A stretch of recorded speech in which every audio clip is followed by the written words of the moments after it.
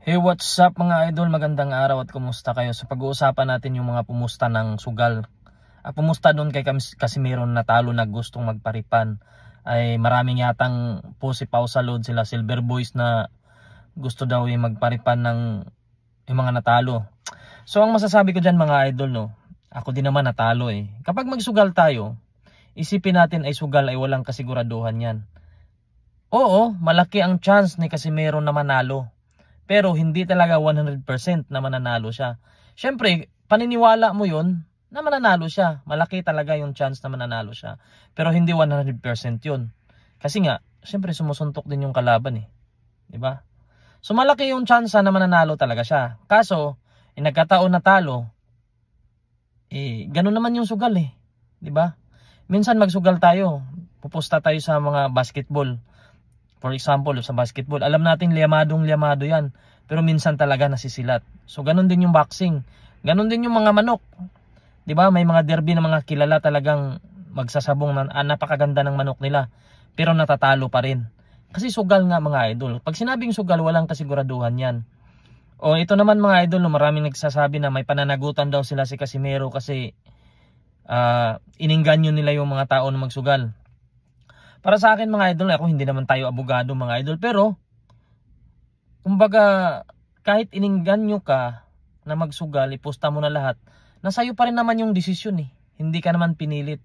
Oo, iningganyo ka pero hindi ka naman pinilit na talagang sa pilitan kang pinagsugal, kinuha yung pera mo at pinusta. Nasa'yo pa rin yun.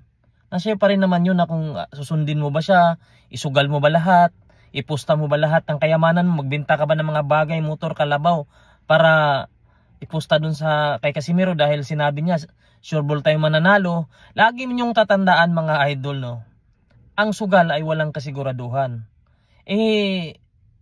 Para sa akin pananagutan, wala silang pananagutan, siguro by legal action na wala. Kasi nga hindi ka naman pinilit eh. Ganun naman talaga yan. Walang pinagkaiba yan sa magpo-promote ng sugal. Na ito, tumaya na kayo, mananalo tayo, malaki ang chance ang manalo dito, di ba? Walang pinagkaiba yan doon. Yan ang sinabi natin, maging responsable ka sa mga galaw mo. Ikaw yung nagdesisyon niya na iposta mo lahat. Syempre ikaw yung responsible niyan. Hindi mo pwedeng sisihin yung iningganyo ka dahil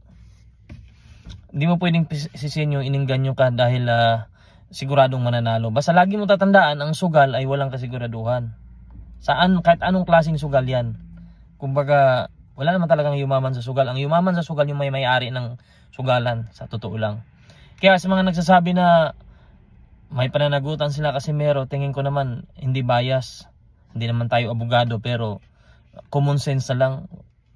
Hindi mo naman sila pinilit eh. Iningganyo mo pero hindi mo sila pinilit.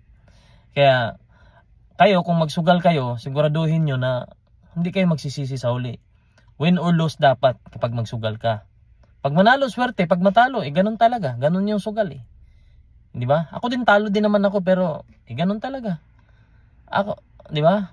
Sugarol ka eh, nanunugal ka eh. So alam mo dapat yung mga consequence nun mga idol. Hanggang dito na lamang, maraming salamat.